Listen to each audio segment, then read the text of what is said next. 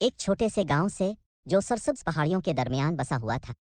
गांव के मकीनों की जिंदगी सादा मगर खुशहाल थी। वो अपने खेतों में मेहनत करते, शाम को अपने घरों में खुशी के लम्हात गुजारते और सब एक दूसरे की मदद करते थे। मगर एक दिन आसमान पर काले बादल छा गए। हुआ ने एक अजीब सी सर्दी और खौफ की लहर दौड़ा दी। जल्द ही बादलों ने अपने अंदर जमा सारा पानी जमीन पर बरसाया और यूं एक हौलनाक सैलाब का आगाज हुआ। बारिश के पानी ने देखते ही देखते नदी नालों को भर दिया और फिर वो पानी अपने रास्ते में आने वाले सब कुछ बहा ले गया। गांव के मकीन खौफजदा हो गए। हर कोई अपनी जान बचाने की फिक्र में था।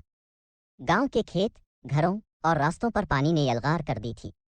गांव के किनारे एक छोटा सा तालाब था जहां बच्चे खेलने और पानी में नहाने आते थे। इसी तालाब के करीब एक छोटे से बच्चे अहमद का घर था। अहमद भी दीगर बच्चों की तरह खेल कूद का शौकीन था, मगर वो इस दिन गहरे गम में मुब्तला था क्योंकि सैलाब ने इसका सब कुछ बहा दिया था। सैलाब के पानी ने न सिर्फ इसके घर को नुकसान पहुंचाया बल्कि इसके दोस्तों को भी इधर उधर कर दिया था। अहमद का दिल बहुत उदास था और वो तन्हा तालाब के किनारे बैठा हुआ था। अचानक उसकी नज़र एक अजीब सी चीज़ पर पड़ी जो पानी के साथ बहती हुई उसके करीब आ रही थी। जब वो करीब पहुंची तो अहमद ने देखा कि ये एक अजीब और गरीब मखलूक थी। ये एक जलपरी थी। इसकी आंखें रोशन थीं, बाल रेशमी और जिस्म नीले पानी की मानिंद चमकता हुआ। अहमद ने फौरन पानी में कूदकर जलपरी को बचाने की कोशिश की। वो नहीं जानता था कि इसकी मदद कैसे करे, मगर उसने हिम्मत नहीं हारी। उसने जलपरी को अपने बाजुओं में संभाला और उसे तालाब के किनारे तक ले आया। जलपरी ने धीरे धीरे आंखें खोलीं और उसकी निगाह अहमद पर पड़ी। वो मुस्कुराई और कहा, तुमने मेरी जान बचाई, ए इंसान के बच्चे। मैं तुम्हारी एहसानमंद हूँ। अहमद हैरान हो गया कि जलपरी बोल रही थी, मगर उसकी आंखों में कोई खौफ या हैरत नहीं था। उसने कहा, मैंने तो सिर्फ आपकी मदद करने की कोशिश की है, मैं कुछ खास नहीं हूँ। जलपरी ने कहा, तुम्हारी मदद मेरे लिए बहुत खास है। मैं इस एहसान का बदला चुकाना चाहती हूँ। जलपरी ने अहमद को बताया कि वो एक खास ताकत रखती है और वो सैलाब के नुकसान का अजाला कर सकती है।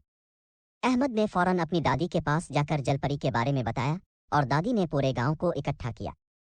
जलपरी ने अपनी ताकतों का इस्तेमाल करते हुए गांव के खेतों को दोबारा सरसब्ज बना दिया, जिन्हें सैलाब ने तबाह कर दिया था। वो टूटे हुए घरों को भी अपनी जादुई कुव्वतों से दोबारा तामीर करने लगी। गांव के मकीन हैरान रह गए कि कैसे उनकी दुआएं कबूल हो गई थीं और कैसे एक मौजिज़ा उनके सामने रूनुमा हो रहा था। जलपरी की मदद से गांव की जिंदगी फिर से मामूल पर आ गई। लोग खुशी से फूले नहीं समा रहे थे। जलपरी और गांव के लोगों के दरमियान एक मजबूत रिश्ता कायम हो गया। वो हर दिन गांव के बच्चों के साथ खेलती, बुजुर्गों के साथ बातें करती और गांव की तरक्की के लिए मजीद काम करती रही। अहमद की दादी ने एक दिन जलपरी से पूछा, बेटी, तुम तो पानी की मखलूक हो, क्या तुम्हें अपने समंदर की याद नहीं आती? जलपरी मुस्कुराई और बोली, समंदर मेरा घर है, मगर यहाँ के लोगों की मोहब्बत ने मुझे यहाँ रोक रखा है। मैं यहाँ खुश हूँ और यहाँ के लोगों की खुशियों में मेरा हिस्सा भी शामिल है।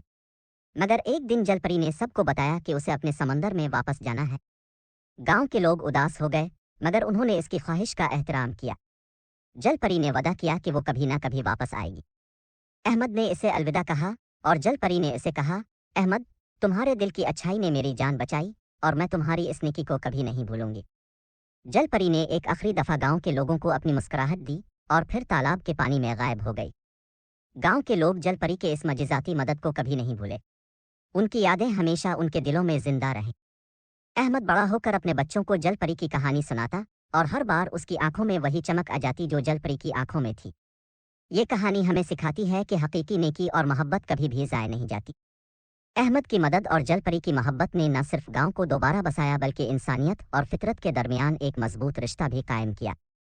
ये कहानी न सिर्फ बच्चों के लिए दिलचस्प और मजेदाती है बल्कि बड़ों के लिए भी एक पैगाम लिए हुए है कि मोहब्बत, मदद और इंसानियत की कदर की जाए और हर लम्हा दूसरों की मदद के लिए तैयार रहना चाहिए।